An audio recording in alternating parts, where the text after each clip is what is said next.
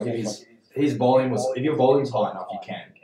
Right. Like, if you can, say, that's like a sumo wrestler would eat, man. Yeah, as long as he moved enough, like, say, like, example, like, Careful what you say, I think we're live. Oh, yeah. Oh, shit. We are live. Oh, it's we're not really talking about anything to do. Okay, cool. No, I just want to make sure we're live. Man. Being in the pool, though, because I mean, full body, all the calories you burn. Yeah. You want to get lean? Get in the water. Get in the water. Let's see if it's working. It's got a little bit of a lag on it, but we'll see what happens. It's not live. Yeah, it's looking like it's live. Are we on video? Yeah. Should I put a headset on? Yeah, put your headset on. Yeah, we are live. Check it out. Oh, shit. That was annoying. Little, yeah, just get away from the mic. Take it away from the mic. Oh, yeah. All right. Now you can go forward. Oh, now we can speak words. Yeah. It's so true. Rippy with a headset on. So hopefully we can get some. Hopefully we can get some people. Let's see. I want to start recording this as well, I believe. We can live. It should automatically record. I'll just send you some talking points and questions. Yeah. So here we go. We're going live for the first time. Fuck. Kind of crazy with Mr. Coach Berg from Ironberg Performance, the one and only. This is Flex with Tex. If you want to go to iTunes and start listening to the podcast, but this is the live version. So if you're watching live, feel free to send us some questions. If not, we're going to start talking about our talking points. Let me see this little text message here and see what we got going. Oh, wow, that's a lot of talking points, but I just want some ideas. So we probably should have talked about what we're going to talk about before we start talking. No, man, it's not authentic, man. We just gotta roll with the punch, man. Just go with it. What's the first one you want to talk about? Online strength conditioning coaching service. I guess we should introduce everyone who you are and who I am. No doubt. Yeah, so I'm Tex, Flex with Tex. I'm Andrew Davis, coming hot from Texas. Been here for about almost 2 years now. I'm a resident, and this is Mr. Coach Berg, Daniel Malmberg. There is an M in his name. Yeah, most people have not messed that one up. I messed it up for a long time. Dan is a coach. He programs for some CrossFit regional athletes. Is that correct? Yeah, some CrossFit athletes, some tactical athletes, and then just people who just want to look and feel like a superhero.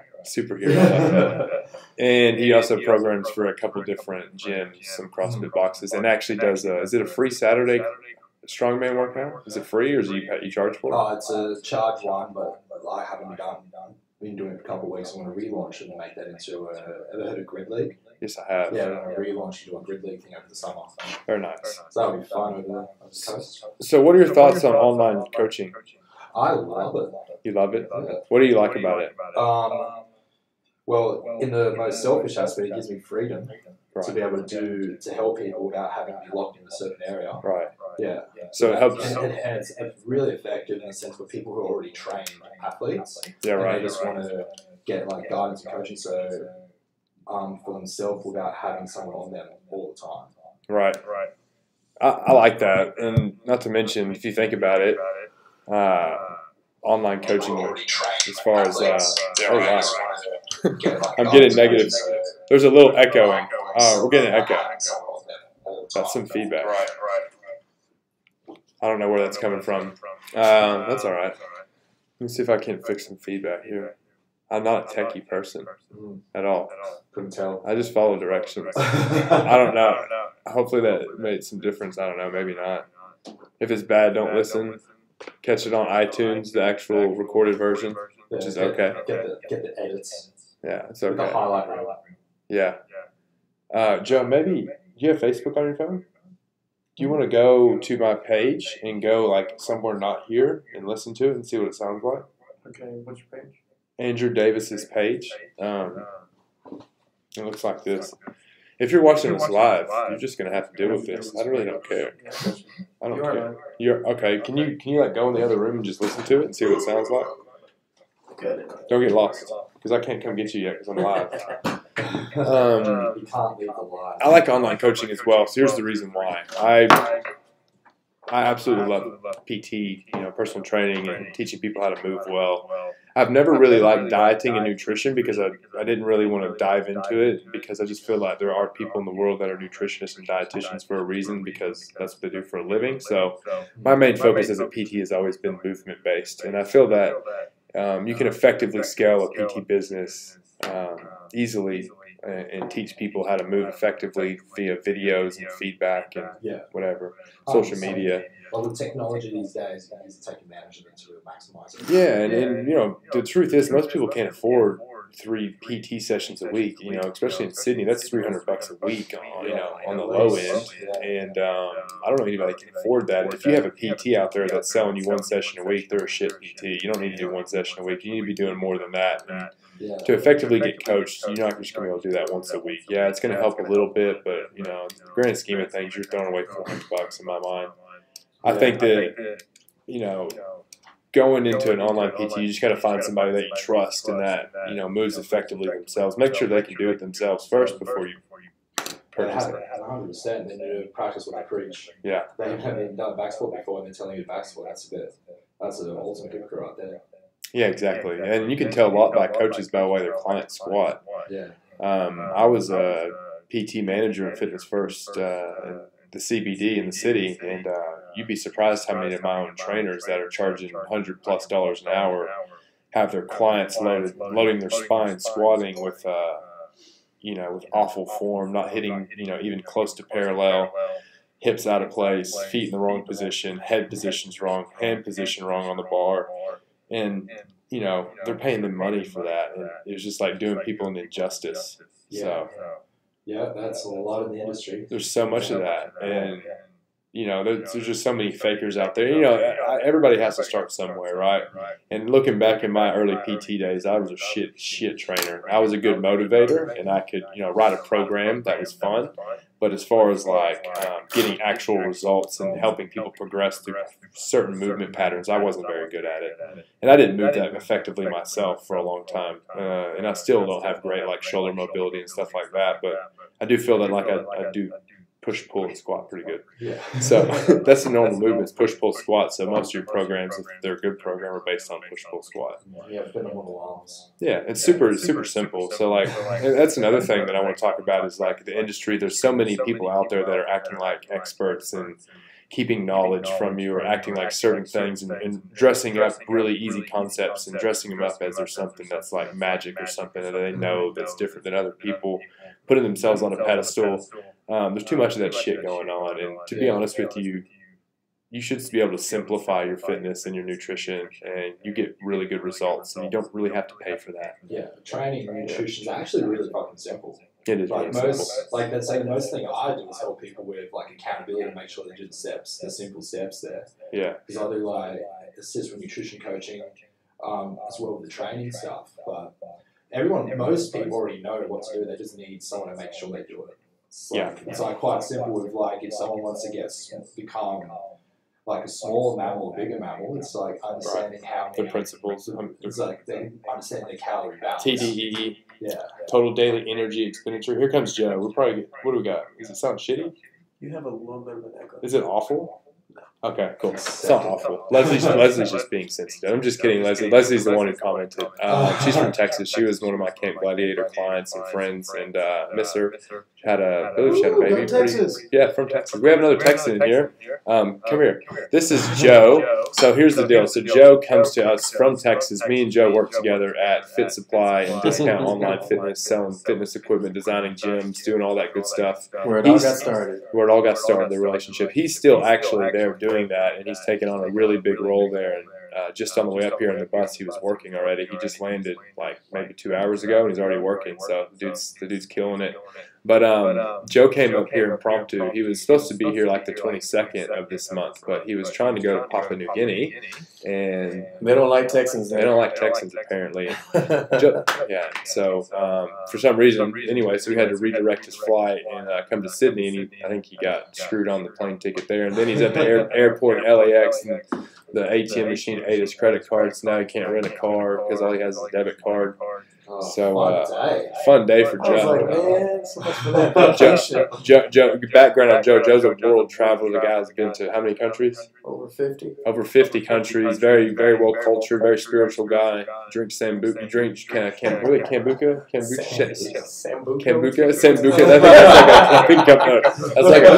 It's like retail.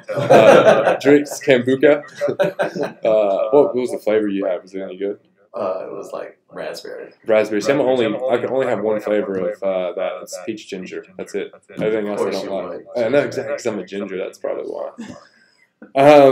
No offense to gingers out there, but guess what? If you get offended by that, I really don't care. But you're a ginger. I am a ginger. Exactly. I got a freaking hall pass. You can make fun of yourself all day. Yeah, I'm like half ginger. I'm like, depends on the time of the year. Summertime, I get really light blonde. That's all right. I have this weird thing where the vast majority of my best friends are ginger. Yeah, you do, Matt. It's weird. Matt's. Yeah, Matt. Well, we can't talk about Matt. Yeah. Lord Baltimore. Yeah. He doesn't exist. He's got an alias because of his credentials and his job. He can't expose himself. D-Ross. Oh yeah. Even Stone. Dallas Stone's a little ginger, isn't he? He's kind of ginger, isn't he? Yeah. I haven't seen that guy in forever. I love gingers. I do too. I do love gingers. Dan and I were discussing PTs selling you bullshit, and just in general the amount of money that PTs are charging and the return that you're getting on that, and the inefficiency in the PT industry right now. And you're starting to see this shift, especially in Australia. And I was talking to Joe about this earlier, actually, on the train, is that it's not necessarily in the States just yet. People aren't automating and going online and doing that just yet. It's not there yet, but it is in Australia. It's becoming a really big thing, and I am all for the online personal training because I just feel that you can get the most out of your money, and if you find a PT that's credible and will communicate effectively with you and not just make you a number, you can really do some really good things and get some good results. Yeah, you can get some massive results wherever you are, because I have a client in London. Yeah. All over the world too. And I work with James Smith, and he's got 6,000 clients, and we write custom programs for every single one of those clients. And there's templates of workouts we use to build those off of. But I mean, when it boils down, programming is not that hard. We're not selling you secret sauce. You just need to be consistent. And if your goal is fat loss, you need to be in a caloric deficit. If you want to gain some muscle, you need to make sure that you're hitting your macros, make sure you're getting a little bit of surplus in there, make sure you're hitting your protein targets and resistance training. Breaking down that muscle tissue. It's just the principles right there. Stick to the basic principles, and guess what? You can buy a book for $30 and learn those principles. It's I use the Poliquin principles to our late Charles Poliquin that died actually this year at the young age of like 56, man. Yeah, it sucks. Thank you. I'm not sure what he died from. I don't want to speculate, but I can only speculate. I won't say anything about that. We won't go down that road. But he's a good guy. Now, in fact, he was a pioneer in the industry. His principles are going to be around forever. So what would be the main principles you reckon you believe in? We'll talk about those principles, I guess, with training, nutrition, and then the mindsets around that. So people give that. Sure. Because we keep talking about principles and let's talk about it. So talk about what actually hitting resistance training. But what's resistance training? Is that just doing push-ups on those two balls? So resistance training, time under tension, you got to have some type of stimulus there.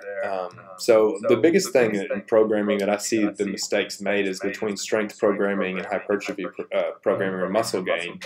So typically when you go to a gym around the world, and I am guilty of this, so I'm not pointing fingers because I did this for years, and it was effective but not as effective as it should be. I used to think that to gain muscle that you did high weight and you did low reps, right? So like the thought is, I'm going to get on a bench press and knock out 3 to 6 reps of high weight, and I'm going to grow, right? But the principles of Poliquin principles state that 6 or below, like 1 to 6 reps, is strength training. So the focal point is on strength. Neuromuscular. Yeah, it's neuromuscular strength, explosive. It's that the ATP, the ATP cycles.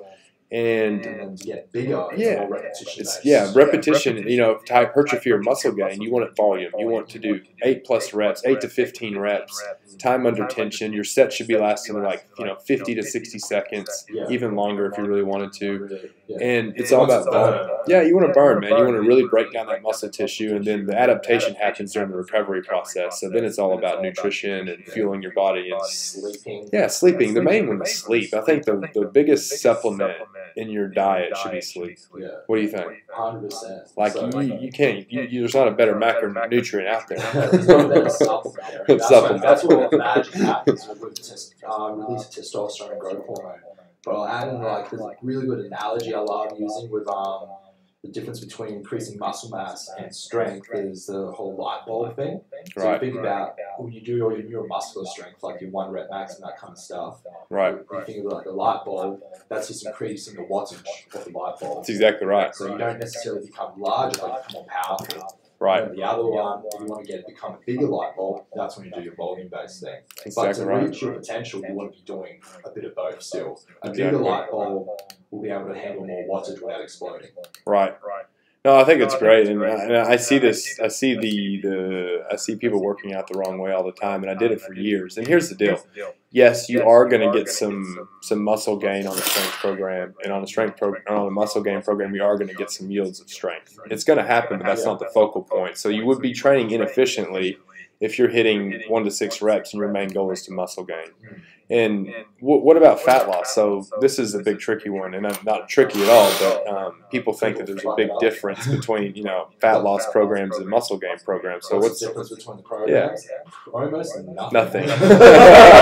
So people think that I get a lot of requests, and I'm not bagging on these people because look, the reason why we have a job and why we're successful at what we do and why we have people that come to us is because we know we understand these principles, and then our goal is to teach people, and then I want them to go out and share that knowledge with their friends as well and help people as well.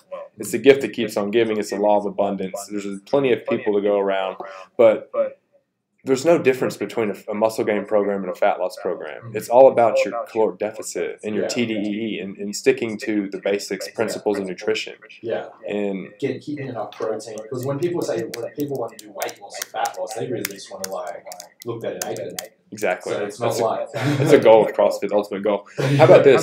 This is a big one because a lot of people get this wrong as well. People think that you should just not eat at all and you're going to lose weight. Well, that is absolutely true, but what happens when you don't eat enough food to your body? What happens to your muscle storage and your actual muscle tissue? Yeah, well, your body's going to start eating at something. It's going to have to start eating that muscle tissue and it preserves your fat. So the two things that happen there is, if you eat nothing, because it's going to be almost like an even drop-off. So you become just basically a smaller version of what you already are. Most people, when they want to lose weight, they really just want to, like I said, look better naked. It's just recompositioning. So that's why you want to have slight nutrition with a certain amount of protein in that, just so you actually lose the fat. So if you eat enough protein while in the deficit and sleeping in optimal amount, like at least 7 hours, then you'll maximize fat loss while retaining as much muscle tissue as possible.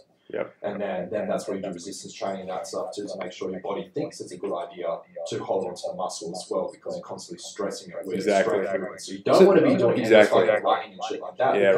Because most people, that's a big thing that people fuck up with. Yeah, right. Because they do lots of running and cardio while in the calorie deficit, so they just look like the same version. They look like a baby giraffe with an alien pot belly. Yeah. And they just become a smaller version of the baby giraffe. Skinny fat. They become a smaller skinny fat. Exactly right. And I'm not a big proponent of cardio, and I was listening to James Smith's live earlier about cardio and how they use it for bodybuilding competitions. And whenever they cut the calories so much that your body can't lose any more calories, so you have to actually do cardio because you can't cut the calories anymore, and you have to actually get into that deficit somehow. So that's why they're killing that cardio, and it's not good for them. It's not healthy. You know what I'm saying? Like when you're at that position, you're at that low of body fat already. It's just about moving because their energy is so low. They're just making they have to move. Yeah. But that's also a very specific kind of scenario because they're doing contest prep for a specific thing. Well, most people don't need to be that intense. No, and it's not healthy. Let's be honest. Like the bodybuilding industry is been attached to the fitness industry, and it couldn't be any further away from the fitness industry in my mind, because if girls are doing shows and they're missing their cycles, and hormone, chemical imbalances are happening. Things with their hormones are changing in guys as well. You can't, and honestly, everybody knows these bodybuilders that you can't stay at that low of body fat percentage for that long. Your body can't sustain it. Yeah, no. So, like you need to be very smart with it. Because I learned a lot of nutrition stuff from Lane Norton, yeah, Lane, and like how they go through, because it's like a very specific period, and then from there you're smart. Because the problem is when you go into such a low deficit, your body's going to accommodate to that as well. So that's like just a principle. So as your body is, as you're going into that deficit, your body's trying to do things to become more efficient metabolically. So your metabolism slows down. Yep. What most people fuck up when they go finish their diet, they just go back to their maintenance type calories. So when their metabolism is already low, and then they're going to pick up their calories back up there, there's going to be that lag time, so you get a whole bunch of fat. Right. The metabolism is slow, and then they just hate themselves. And that's actually how yo-yo dieting happens. Yeah, yo-yo, exactly. And they gain more back. Yeah. Exactly, because they crash their metabolism, and then they try to drive themselves up, and then their body's lagging, so they just keep. It's the biggest loser thing, right? That's why they don't have like the 3 months, a year after, because most of those people have gotten all their weight back and even more, and they're in a worse position, than they were when they started the biggest loser. Exactly, because they never actually change their normal day-to-day habits. Because you are your habits. Essentially, it's like this. I've heard this analogy: like you have a leak from your second floor, and you just keep putting band-aids on the ceiling, thinking that you're going to correct the problem, when you really need to go after the actual habit, which would be like equivalent to like the pipe burst up in your second floor, as opposed to just keep patching the roof. And then just a disclaimer, I don't dislike the bodybuilding industry at all. I think those are some of the most amazing looking people aesthetically, and I have a lot of friends that are bodybuilders. So I'm not bagging on bodybuilders, by the way. I think it's really cool. But it's not fitness. It's not separated. Those two are completely different things. One's art and one's actual performance, I guess, in health and wellness and longevity. Yeah? I guess, because I have a lot of friends that are bodybuilders, and they might get pissed off that I'm talking crap about them. Yeah, you got Ronnie Coleman, Mr. Olympia, 7-time Mr. Olympia, that can't even get out of bed. Amazing person. I'm sure he's a great guy. He was not unlucky with the heavy squat, didn't he? I don't know, man. He hurt his back really bad, man. He can hardly walk, man. He's like 50 years old, and he's got like the back of an 80-year-old or something like that. Actually, this is a tangent. Why do you reckon how we all get real zealot and tribal about every different fitness circle? You know how like you know how there's like CrossFit land, and there's like functional land, and then there's bodybuilding land, and there's that, and then you can go into a deeper microcosm of like, because like I'm heavily in the background of CrossFit. Then there's like different CrossFit gyms. Man, there's so much. I know, man. It's so weird. Yeah, I was been so obsessed with working out like my whole life, pretty much since I started lifting, and like just recently when I started doing jiu-jitsu again, like I only work out 3 times a week, and I absolutely love the way I feel, and like I'm not obsessed about it. And now I don't specifically do any type of lifting. I do random stuff like what you send me. I cherry pick Dan's workouts he sends me. I'll flip to like Monday. I'm like, nah, it's a little too hard, and I'll flip to Tuesday. I'm like, nah, I really don't want to do any deadlifts today, and then I'll flip. He does my active recovery. I do this active recovery days. My 3 days are all active recovery days. No, actually, man, I'll be honest with you. The Monday workout I did, I don't know what it was. It was like front squats and some other things, staggered deadlifts. I am destroyed. My hamstrings are still destroyed. So it's a good one. And then 3 days of jiu-jitsu in a row, I feel like I get hit by a bus.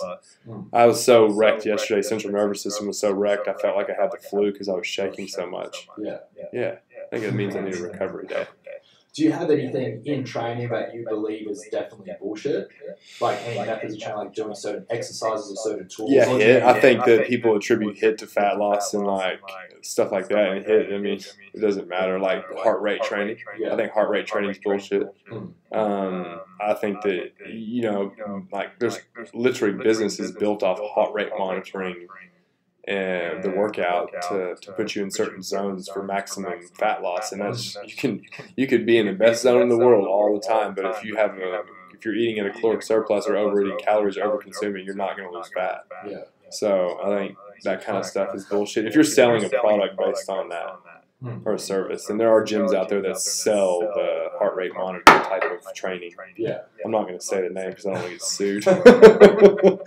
She's going to shut my mouth. All right, watch us. What's that? Only the watch There's only we have 4 people live. Leslie, I miss you too, Leslie, and we are coming back to Texas at the end of December for 3 weeks and bringing the baby, and I 100% will be coming as a guest to some Camp Gladiator workouts. So I'll have to figure out where everybody's going. So I can actually show up and see everyone. But I have one question. Do you believe in bicep curls? Are they functional? I had a bit of... Yeah, I think they're functional to a certain extent. Well, I mean, honestly, let's think about that. You do curl a lot and pull a lot. As far as being a functional movement, I look at major joints, I guess it would be a major joint, but I look more like knees, hips, and like shoulders as maybe a functional movement patterns. But I guess it could be in a certain extent. What do you think? I think it's a useful tool. Yeah, I think it's a useful tool, but I don't know about a functional movement. But it's just like a bit of like, what do you say, the strawberries and cream on the cake type of thing. So all you're doing is chiseling. Yeah, it's beach muscles. Those are beach muscles. It is important to have strong biceps because like pull-ups and stuff, like don't get me wrong, pull-ups you should be a lot lighter and stronger in your lats and like stronger core, but yeah. Also, like there's like, because I put a post up about bicep curls and talking because I believe they're like fucking awesome. I like bicep curls. Plus, yeah, because you look better with them. But not everyone always preferentially develops their biceps just from doing chin-ups, for example. Yeah, true. Or maybe your biceps fucked up from a tear. Well, yeah. What's that? Well, it's hard to if you can't do a lot of pull-ups, it's hard to get time under tension in your biceps. So you need something there that you can create tension, even if it's light bicep curls or like a band. Even you just need tension. Yeah. You see this guy's biceps? He doesn't even do curls. Yeah. So that's genetics, right? I do curls. My biceps don't. They're a little biceps are way bigger than mine. That's funny. And I do curls. This is a tool to overcome your genetics. Not everyone, like if anyone's seen, it's like calves. There's a reason why Tex is flexed with Tex. That's right. I can get away with that. And guess what? I'm all natural, bitches. So I can do that shit. I can talk crap. Natural biceps. I have taken steroids before. I'm not gonna lie. I took them like when I was 18 years old, but. In my mind, that doesn't mean I'm a steroid user. You know what I'm saying? That's like you're holding for now, man. Yeah, no, that's like an alcoholic that quit drinking like 10 years ago. You can't call them an alcoholic anymore. You know, and the fact that I can talk shit about people who are on steroids that boast about it because guess what? I haven't done them in like it's been 35 years? 15 years? It's been 16 years since I've taken steroids. And when I took them, I just got fat as fuck anyway. So my face was so fat, man. Like, I look back on those pictures, and don't get me wrong, I was really strong. Like I was 105, 110 kilos, so about 240, 250 pounds. But I was like in bad shape, man. Like I couldn't walk upstairs. Like I couldn't run. I didn't even like to sweat. I literally didn't even like to sweat because I was like, I don't want to lose any weight. Like seriously, so I would try to not sweat. But I just wanted to be swole and big. I wanted to look badass.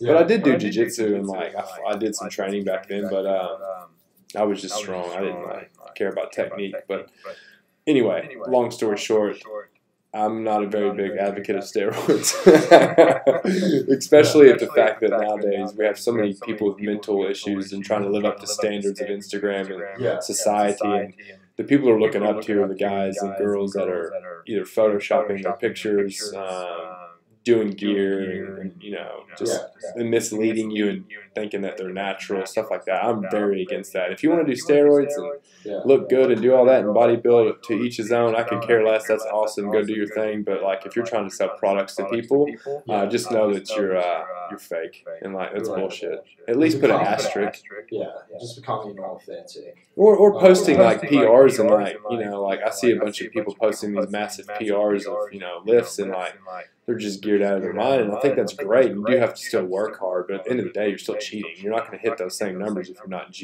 put needles in your ass. And like I said, I don't care. Do that. That's great. But don't sell products to people and like programs to people and sell people the bullshit dream about having a great body and the perfect nutrition program. And, that's bullshit. Don't do that. Be authentic. You know what I mean? What do you think about that? 100% agree. Yeah, and like I said, to each his own. Do steroids if you like to, but that's not my route. And I like to actually help people, not just fitness. Like I don't know. That's just not me. I'm gonna try to be authentic as possible. So there's too much of that bullshit in the industry, man. So like, there's no room for more bullshit in it. So But then like most people don't need to like even do or need to do steroids. It's just like it turns into that magic. Like people just want to use it because it's like that magic pill. It's about learning its principles. Yeah, it's like a shortcut, man. Yeah, so I'll do like full stuff. Just disclosure. Like a few years ago, I experimented for a couple of weeks. Yeah, exactly. Then I had the same thing what happened to you. Yeah. I just got really sick and just real bloated, and it was none of the things you actually think it would be, and it didn't really make that much change. Like obviously it does work. Science prove it works. Sure it does. But the thing is, most people just need to learn like the habits, like good habits with all that stuff, and that's when you get your like long-term results. It's just like it's like another thing when people like believe in an MLM type thing, like take a soda. We're not going to say any MLM companies because we will get sued. Some kind of magic, any kind of magic pill or powder. Right. People just want to always go to that. Cause I had like, a couple of consults this morning where someone wanted to get like, I want to get shredded in like fucking 2 weeks. And it's like they want a 10-50% change in a week. Where it's really just a 1% type thing every week. So like people who want to lose like 10 kilos or body mass, like, or they want to change their weight, they want to do that in 1 week, or really it's like a 1% change every week. Like you're 100 kilos, you can get down to 90 kilos in maybe like 10 to 15 weeks in a more sustainable manner. It's like a 1% change. Yeah, right. But most people just tend to just want to go, fuck, I want to lose enough. I just want to cut it off right now. I know. I like that. They never actually learn anything or actually got better with that. So they start going like, I'll take this fucking pill. I'll take that thing, and they start asking their trainer what the best exercise for fat loss is. Yeah. Oh my god. But it's really just it just comes down to it's like really simple. It's just being. But the thing is, what most people fuck up with is just patience, and it's like treating it like mastery. Like you don't like it's all like a skill. Like for example, you don't learn math overnight. No, you just learn how to do your maths timetables, and then you go to the next level. You're just doing it's a change of lifestyle. It's just steps, and people don't want to fucking hear that. Yeah, they don't. I've heard that many fucking times because you're just going to tell me to be fucking consistent. Yeah. And the people always whinge about that, but they look like shit. But if you tell them the truth, if you tell somebody the truth and you boil it down and say, look, it doesn't matter. It doesn't matter what program you're doing. Yeah. It matters your caloric intake. If you want to lose weight, get your caloric intake correct. Yeah. And you don't really have to work out all the time. It all matters about that caloric intake. So the going for walks and like taking the train and like not taking your car everywhere, walking to the train station or walking the dog at night or whatever, figuring out ways to create caloric, to create a deficit to get calories out. And you'd be surprised, man, if you walk 10,000, 15,000 steps on average a day, which isn't that much, you're going to lose quite a bit of, you're going to be in quite a bit of a deficit, or you're going to create quite a bit of deficit or have the ability to, because that's going to be like, 1,000 calories right there in a week, and that's like, that's quite a bit of calories, to burn just by walking. So, but if you're a sedentary and that's all you do and you're not getting out and moving, you really got to be careful with what you eat. Yeah, so how do you find out how many calories you need, Tex? TDEE, Total Daily Energy Expenditure. There's a calculator. You can go to Google and actually Google TDEE calculator, and it'll ask you about your lifestyle, your height, weight, your age, and then it punches it into a calculator and it spits out basically your total daily energy expenditure, how much you typically burn in a normal day based on your activity level. And then you take that number and you have to get in some type of deficit, 200 to 400. I would say 200 to 400 calories. Don't cut it too much at first. Try with 200 to 300 calories at first. Cut a meal out, and then go from there. What do you think about that? I don't think you should make drastic changes immediately. No, again, it's just like that small. Just everything's a 1% that type thing. Like exactly. Kaizen principle, just get 1% better. Right. That kind of thing. And I find it's the best way to do it is it's just assess and measure with things. So if you want to get smaller and you're like 100 kilos now, then all you do is like understand how much you're eating now, right? And then like basically assess how much you're eating, and it's like sweet. Let's what you said, like cut down a certain amount. Maybe it's like 300, 400, 500. Yeah, I would say the most 500 at first, and that's depending on how big you are to start with. If you're larger, you can cut 500. If you're a smaller person, you're probably not going to cut that much because you don't want to go too low because we talked about that earlier.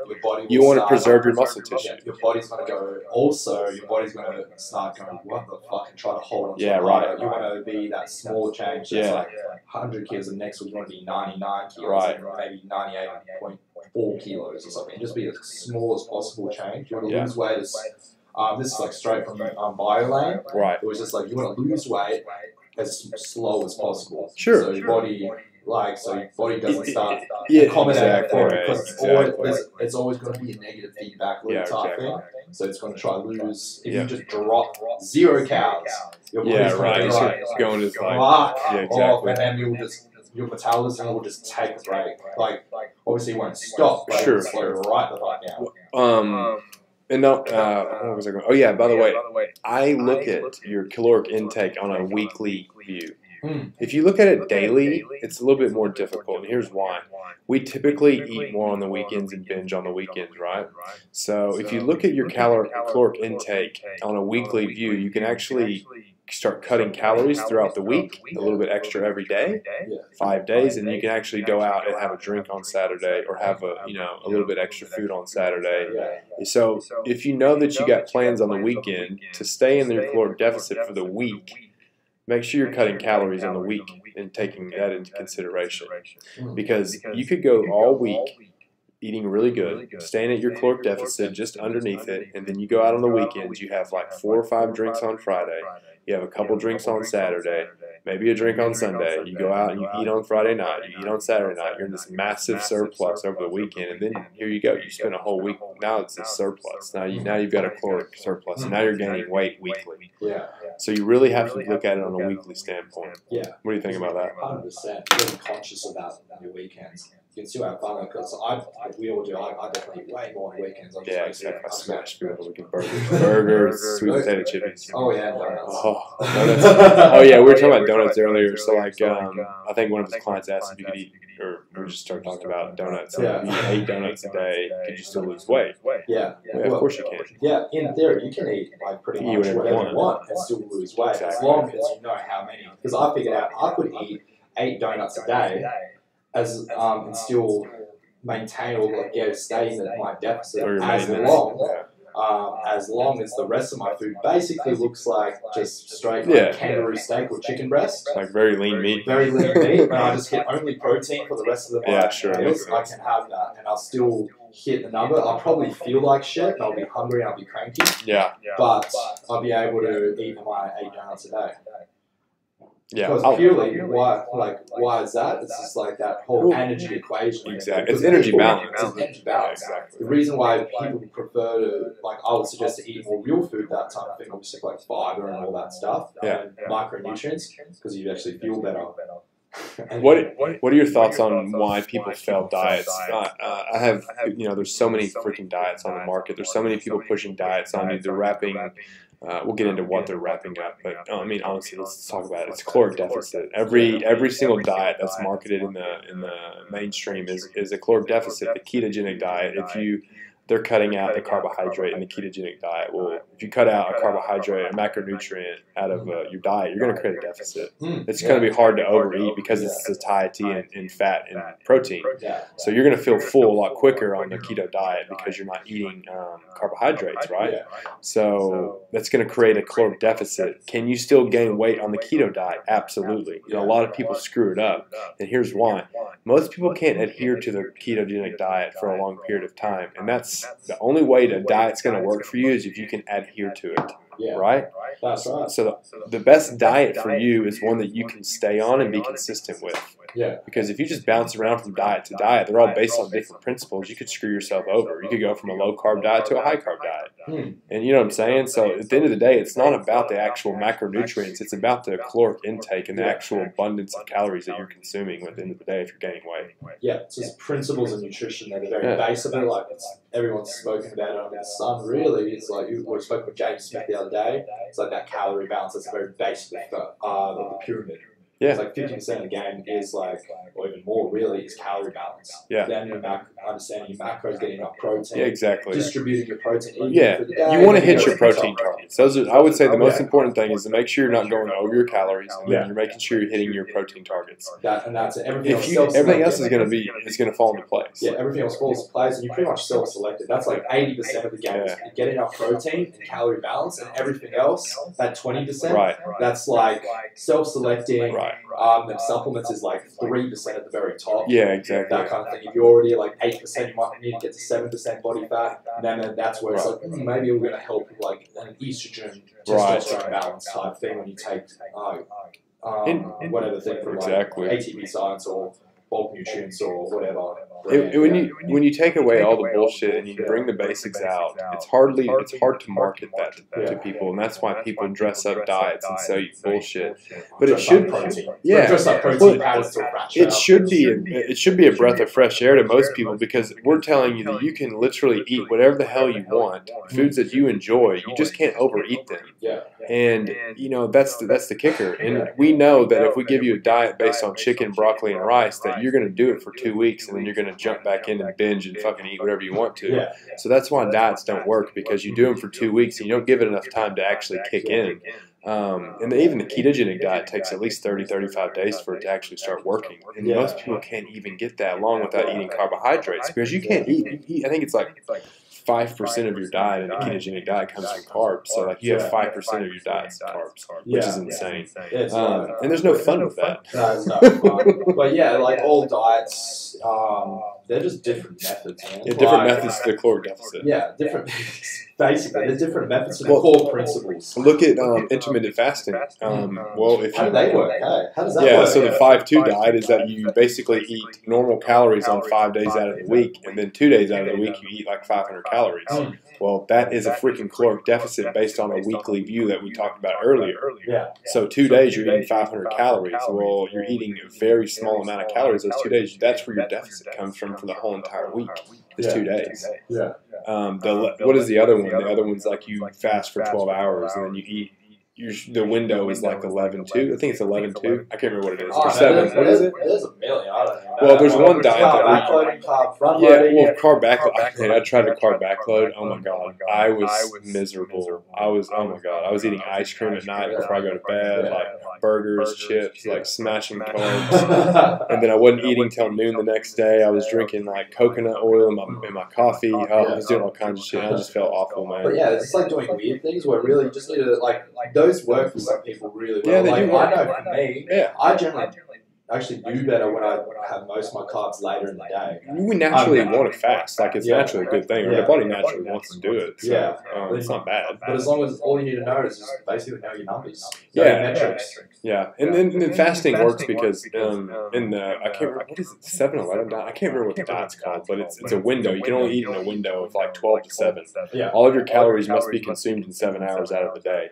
Well, it's going to be hard to overeat and overconsume calories in a 7-hour window, just based on the fact you're not going to want to eat. Like, you're going to be stuffed and you're not going to want to eat all that food in 7 hours. But yeah, it's quite simple. But I'm not bagging on any diet. If a diet works for you, that means it's your diet. If you can adhere to it and stay consistent with it, it means it's your diet. If you feel good on it and you're happy and you're functioning properly, that's your diet. But if you're on the keto diet and you're not losing weight and you're miserable, get off the freaking diet and try something different. Yeah. Like try just consuming less calories, maybe. What's the that happens a lot though, actually, with training and nutrition. People just keep sticking to one thing and they just keep thinking it's gonna work, or they're always doing the same thing and they're getting the same result. They're like, have you ever heard of the definition of insanity? It's doing the same thing over and over again, expecting different results. Yeah, people do that. I think some of my ex-girlfriends may have called me these things, and I looked those up. But yeah, that's why the only thing that matters is like what the results you're getting, what the performance is coming out. So, and how you do that is just like being objective with your measurements. If something's not working, like you hit a plateau or something like that, and then you just purely like, look, all right, sweet, what are you doing now? And then make a change. Like if, for example, you're trying to increase your 1 rep max squat, and you look at your squatting, all you've been doing is 3 sets of 10 at 55 kilos for like 3 weeks. Maybe we should try something new. Maybe a progressive overload or something. We should try add some load, maybe add an extra set, that kind of thing. P.S. Progressive overload, not a very hard concept to understand. Yeah. And that's all it comes down to, is just assessing where you are and then track that. Yeah, exactly. Push the progression. The truth is, if you're new to weightlifting or new to fitness, the first 2 years of you lifting, and even after that, let's be honest, it could even work after that. I still use a progressive overload and I still get results. It's a matter of you starting with a certain rep count and upping the reps every week, You can up your weight 10% every week. You can change the stimulus a lot of different ways and create a progressive overload, and you can get results based on that. But if you get stuck in routines using the same weights, the same exercises every single week, you're going to get caught with that. You're not going to adapt anymore. Your body's going to adapt to it, and you're not going to grow, and you're not going to get that same Your body response. is always going to accommodate to what you do. It's what it's designed to do. Exactly. It just wants to hit homeostasis. So every time you apply a new stimulus, it's going to eventually accommodate to that, and that's why you do a slight variation of like one of those principles of progressive overload, slight change. And that's why all the fancy things actually happen. It's just trying to fight that little combination thing. But it doesn't need to be that complex and stuff. But people just need to track. That's and awesome. Push progression. It's true. That's it. We have a few. Like we've already almost gone for like 45 minutes. Which is What do you want to talk for the rest? Do you have anything on your phone that you want to hit? Did you want it like specific? Oh, anything specific? What do we want to hit on? That we want to like just finish up with? Are there any like actual points that like other than what we've talked about that you want to talk about? I guess I do have 3 core things. Yeah, go ahead. Let's talk about and it. And this is reinforcing what we just spoke about. Yeah, sure. Let's do it. That's all. Let's talk about really it. matters. And then 3 core things I actually believe about training: assess and measure, and just track your metrics. So be consistent. Just be fucking consistent. And you have to have a goal. You have to have an actual goal. That's it. Know what you're training for. And just be specific with that. Like, do you want to actually get bigger, or do you want to get smaller? People often ask, I want to get big and jack and lose weight at the same time. Nah, it's like, you're talking about 2 different goals here. You're wrestling there. So just be very specific with what you want, and then you just attack that to you. Would you say if that's the case, would lose the weight, get the weight off, and then let's get lean, and then let's add some muscle tissue? 100%. Okay. You do that first. Exactly. And then, okay, here's the deal. I remember growing up, people used to say, "Oh, you just replace your fat with muscle." It's ridiculous. That's such a misconception. It's such a misconception. Fat and muscle are 2 different things. And muscle does not turn into fat. Just in case. People, if there's anyone actually listening, one of my roommates in college, until he was blue in the face, was telling me that his fat was going to turn into muscle. That's why he should not try to lean out because he was really big. I was like, dude, you're eating way too much food. He was like a beefcake. He wanted to go and bench press and do all this weight, but he wanted to look ripped and have a 6-pack. I was like, dude, then you're working out wrong. I was like, everything you're doing is wrong. And he didn't want to listen to me. He's like, dude, my fat's going to turn into muscle. I was like, dude, you're so wrong. That was like in 2006, though. So that's it. I'll blame it on 2006. But yeah, that assess and measure, man. And then again, that just leads into being notice he didn't say weigh himself. He said assess and measure. That means measure your hips, your waist, your measure stuff, because you can't track progress on a scale. Because fluctuation of weight is all trends. It does, but you still track trends. You want to track weight, but not like every 8 weeks or something like that. You should be tracking it daily. No, I do. Yeah. Oh, you do track it daily? Yes, but reasoning. The reasoning is to see the trends. See the trends. Okay, well that makes sense. But the thing is, I use multiple measures. Okay. So you have a subjective measure. That's fine. Yeah, it's data. It's just data's fine. That's the thing. It's just a data point. I think from a mental standpoint, people freaking go crazy on scales every day if they've gained or dropped a pound or whatever. Like they go crazy. You got to detach yourself because your weight fluctuates through the day. Like I go down from like 92 up to like 96, 97 for a day just because I just had a piss and shit. So I drank too much water. I drank I can gain 2 kilos in 5 minutes. I just get a 2-liter bottle of water. Yeah, it's not hard. So it's easy. I like the data. I think that if your clients are aware of why you're doing it and the fact that they understand that they shouldn't look at that as good or bad, looking at the numbers and on like a smaller view, like a micro view, they need to look at it more of a macro view. Like look at it every 8 weeks or every 4 weeks even, whatever. It's just it's a data point to track and see the trends. Yeah, right. That's like one. Other 2 is like other one's skin fold measurements. 3 is subjective, is like having the pictures weekly so you can see it over time. But the thing is, it's just being it's hard, I know, but it's like being emotionally detached from all those data points and just tracking the trend, because all this stuff is a process over what happens over an 8, 12, 16, 24-week period. Nothing fucking happens over a week. Yeah. People may lose no weight, people might lose 5 kilos in 1 week, but it's just can become so many factors. But it's just that trend. It's just tracking the trend. Yeah. And then the next key point with like training and nutrition, and really with anything you fucking do, would be just becoming conscious and mindful. Yeah.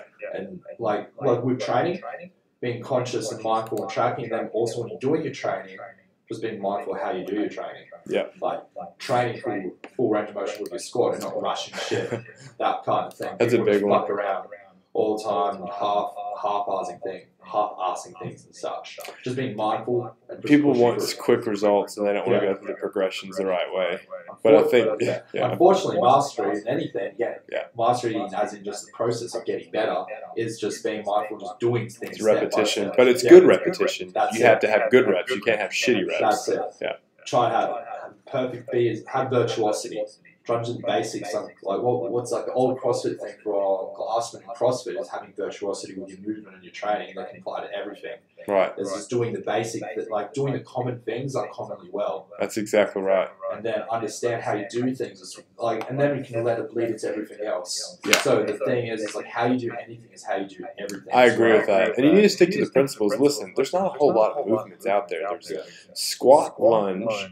Hold on, let's do this. Squat, lunge, push, pull, squat, lunge, hinge, and twist. That's it. And that's it. And there's gait, which is walking, which is the seventh one, but we don't even really talk about that. Yeah. So push, pull, squat, lunge, hinge, twist. Yeah. That's it. Basically. And guess what? I'll tell you. Yeah. Which one is it?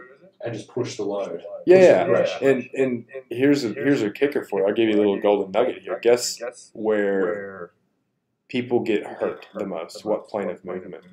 And which one of those movements? Which one? Yeah, which one of those 6 movements, push, pull, squat, lunge, hinge, twist, where do most people get hurt? Gait? No, that's walking, but no. Yeah. One of the other 6. I didn't say. No, that's true. The most common injury, the highest rate of injury in any sport is running. Yeah. But that aside, with basic movements in like the human body without gait and running. Fascinating. I want to get squat. No, it's twist. Twist. It's also the movement that we train the least. This is true. Yeah. So we don't ever twist. Exactly. We don't ever twist and work in that plane of movement, and that's where we often get hurt. And those two are directly correlated. So if you find yourself getting hurt twisting, you need to train it more often, and you need to be training it more often anyway. But let's remind you. Push, pull, squat, lunge, hinge, and twist. Hinge is like a Romanian deadlift, stuff like that, like good morning deadlift, power clean, stuff like that. And that's like where you're picking stuff off the ground, kettlebell swing. That's a very important. I think out of all of those, I would say that's probably the most important, especially the fact that we have such poor posture. We sit down most of the time. We're in the frontal plane a lot. Hinge is probably the most important because it teaches you how to load your posterior chain. And that's what protects you from getting hurt. You do that every day when you go to college. And strengthen your core. Yeah. 100%. I think that's it, dude. I think we're done. I think that's a show and a wrap. That's 50 minutes of us. Just nuggets of pearl wisdom. Nuggets of pearl wisdom. Now I got to figure out how to shut this thing off, dude. Like that's going to be like another thing. So it says we're live. So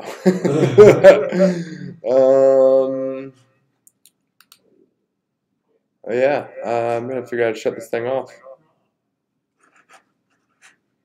You can keep talking if you want. Is there anything you want to ask me? What is it? I want to ask you. What's your favorite conditioner? Conditioner, hair conditioner. Dude, I don't. How do you maintain that mane of yours? Man, I love the beard, man. I actually absolutely love the beard. Yeah. It's a lot of fun. It's a lot different. How many podcasts are you going to do in a row? In a row? Yeah. I don't know. I'm going to do a lot, though. 1,000? I have no idea. I'm going to do as many as I possibly can. I absolutely love talking on the podcast. It's fun. It's amazing. Man, I really wish I knew what I was doing, though. It'd be nice. We're still learning stuff here. That's part of it. But I'm not able to shut the podcast off, so we're just going to keep going. I found it. Sweet. Got it. OBS. That's what it was. OBS. So stop recording, and we're going to be stopped short. Hey, I really appreciate you joining in with us today, and don't be afraid to ask questions. I don't care what they are. There are no stupid questions out there. I'm more than happy to answer them. Any information that you get that's going to be beneficial should be absolutely free. You should not have to pay for information like that, but you should find a tribe. You should find a coach that you trust, and you should get involved with some type of trainer if you need help, if you need accountability. Find your tribe, find your coach, find one you trust. I'm involved with several. I'm a coach myself, not pitching my product on you. But anyway, don't be paying for content for people. The best content is free. What do you think about that? Yeah, great information. Information is free. Information is abundant everywhere. That's absolutely right. You shouldn't have to pay for that stuff. Anyway, we do appreciate our audience out there. We will get better as we go, and we'll try to figure out this freaking echo. And appreciate you. You have a great Friday. And if you're in the States, you have a great Thursday morning or Friday morning. Is it Friday morning? Yeah. No, it's Thursday night. Have a good Thursday night. Thursday Thunder. Have a good day.